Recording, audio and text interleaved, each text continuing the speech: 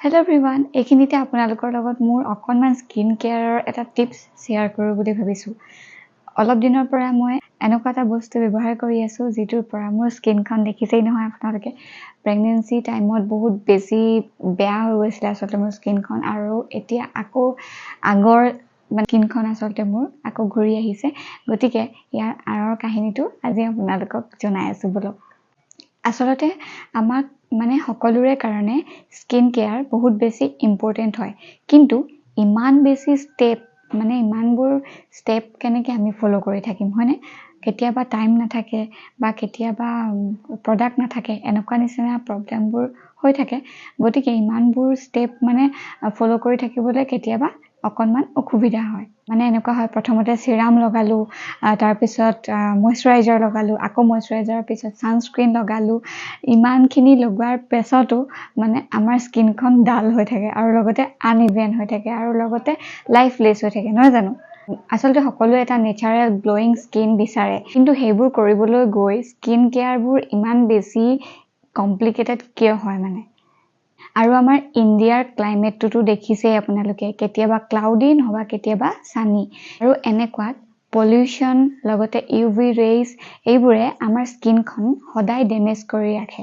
গতিকে আপোনাৰ স্কিন টোন যেনেকুৱাই নহওক লাগিলে স্কিন কেয়াৰ বহুত বেছি দৰকাৰী হয়।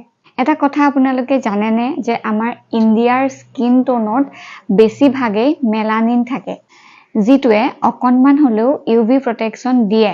মেলানিন হৈছে এনেকুৱা এটা UV এবজৰ্বিং এজেণ্ট যিটোৱে স্কিন পিগমেণ্টেশ্যন প্ৰডিউচ কৰাত সহায় কৰে। তাৰ উপৰিও পিগমেণ্টেশ্যন, আনইভেন স্কিন টোন আৰু লগতে প্ৰিমেচিয়ৰ এজিং এইবোৰক কোনে ৰখাব পাৰিব? এখন হেল্ডি আৰু লগতে ইউথফুল স্কিন টোন পাবলৈ হ'লে ছান প্ৰটেকশ্যনক আমি প্ৰায়ৰিটি দিবলৈ চেষ্টা কৰিব লাগিব। কিন্তু এইটো নহয় যে প্ৰত্যেকটো বস্তুৰ কাৰণে বা প্ৰত্যেকটো সমস্যাৰ কাৰণে আমি চিৰাম, মইশ্চাৰাইজাৰ, ছানস্ক্ৰীন সকলোবোৰ বেলেগ বেলেগ ব্যৱহাৰ কৰোঁ, নহবা এগালমান মেকআপ কৰি পেলাই বহি থাকোঁ। সঁচা কথা ক'বলৈ গ'লে এটা ফুল মেকআপ নকৰাকৈও আমি এটা ধুনীয়া গ্ল'য়িং স্কিন পাব পাৰোঁ। বাছ এটাই কথা মন দিব লাগে, যাতে আমি এটা শুদ্ধ বা এটা ৰাইট স্কিন কেয়াৰ ৰুটিনক আমি ফ'ল' কৰিব পাৰোঁ। আৰু সেইকাৰণে মোৰ ওচৰত বৰ্তমান আছে এটা অল ইন ওৱান চলিউশ্যন, যিটো হৈছে এইটো Nature Sure pores and marks facial beauty oil, যিটোৱে আমাক এটা গ্ল'য়িং আৰু লগতে হেল্ডি স্কিন প্ৰভাইড কৰিব। এই ফেচিয়েল অইলটো একেবাৰে লাইট ৱেইট হয়, যিটোৱে মইশ্চাৰাইজাৰৰ হাইড্ৰেশ্যন আৰু লগতে চিৰামৰ নাৰিছমেণ্ট আৰু SPF 50 প্ৰটেকশ্যন প্ৰভাইড কৰে। এতিয়া কোনো ধৰণৰ লেয়াৰিং আৰু লগতে এক্সট্ৰা এফৰ্টৰ কোনো দৰকাৰ নাই। ইয়াত আছে SPF 50ৰ ষ্ট্ৰং UV প্ৰটেকশ্যন, যিটোৱে আমাৰ স্কিনত থকা পিগমেণ্টেশ্যন আৰু লগতে টেনিং হোৱাত বাধা প্ৰদান কৰিব, আৰু ই একেবাৰে পাৰফেক্ট হয় আপোনাৰ ডেইলি স্কিন কেয়াৰ ৰুটিনত। কোনো ধৰণৰ হেভি মেকআপ কৰাৰ একেবাৰে প্ৰয়োজন নাই। মাত্ৰ এটা ষ্টেপ ফ'ল' কৰক আৰু আপোনালোকে পাওক ফ্ৰেছ, হেল্ডি আৰু লগতে এখন ধুনীয়া গ্ল'য়িং স্কিন, আৰু লগতে পাওক SPF 50ৰ ষ্ট্ৰং প্ৰটেকশ্যন। ই হৈছে একেবাৰে এটা নেচাৰেল এণ্টিছেপ্টিক। লগতে ইয়াৰ ছানস্ক্ৰীন কণ্টেইনছ মৰিংগা অইল, যিটো হৈছে এটা নেচাৰেল মইশ্চাৰাইজাৰ, যিটোৱে এনলাৰ্জ স্কিন প'ৰ্ছ ফিলছ কৰি ৰখাত সহায় কৰিব উইথ 72% অলিক এচিড আৰু লগতে 80+ এণ্টিঅক্সিডেণ্ট আৰু এণ্টি ইনফ্লেমেটৰী কম্পাউণ্ডছ, যিটোৱে আমাৰ স্কিনখনৰ স্কিন টোন আৰু লগতে স্কিন টেক্সচাৰ প্ৰমোট কৰি ৰখাত সহায় কৰিব, আৰু লগতে কলাজেন প্ৰডাকশ্যনো প্ৰমোট কৰি ৰাখিব। আৰু এয়াই নহয়, স্কিনখন মইশ্চাৰ কৰি ৰাখিব আৰু লগতে এটা ধুনীয়া গ্ল'য়িং স্কিন পোৱাটো আপোনালোকক সহায় কৰিব।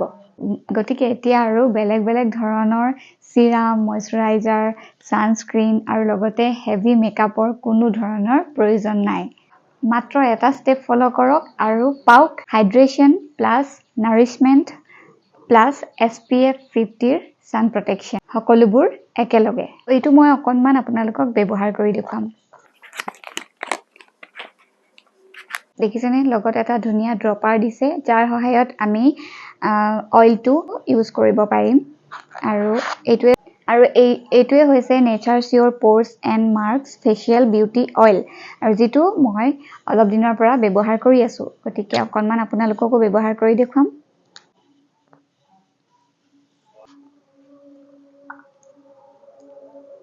বহুত বেছি ল'ব নালাগে 2 টোপ বা 3 টোপ লৈ আমাৰ স্কিনত এনেকৈ দি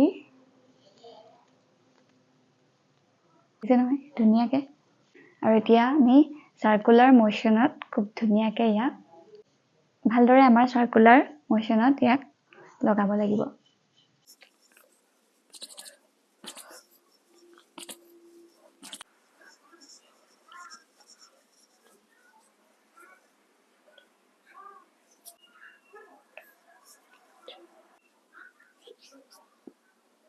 দেখিছেনে ধুনীয়াকৈ হৈ গ'ল মোৰ স্কিনত লগাই ললো আৰু আপোনালোকে এজ এ ছানস্ক্ৰীন যদি আউটডোৰ কৰবাত যায় যদি বাহিৰত কৰবাত ফুৰিবলৈ যায় তেতিয়া আপোনালোকে এজ এ ছানস্ক্ৰীন ইয়াক খুব ধুনীয়াকৈ ব্যৱহাৰ কৰিব পাৰে গতিকে আজিৰ পৰা অভাৰলোড স্কিন কেয়াৰ বাদ দিয়ক আৰু বাছক স্মাৰ্ট স্কিন কেয়াৰ ইমানবোৰ ষ্টেপ ফলো কৰি টাইম আৰু লগতে স্কিন দুইটাকে কম্প্ৰমাইজ কৰিব কিয় লাগিছে নহয় জানো গতিকে এতিয়াৰ পৰা আপোনালোকে ব্যৱহাৰ কৰক Nature Sure pores and marks facial beauty oil যিটোৱে আপোনাক দিব এখন গ্লোয়িং স্কিন আৰু লগতে দিব SPF 50 প্ৰটেকশ্যন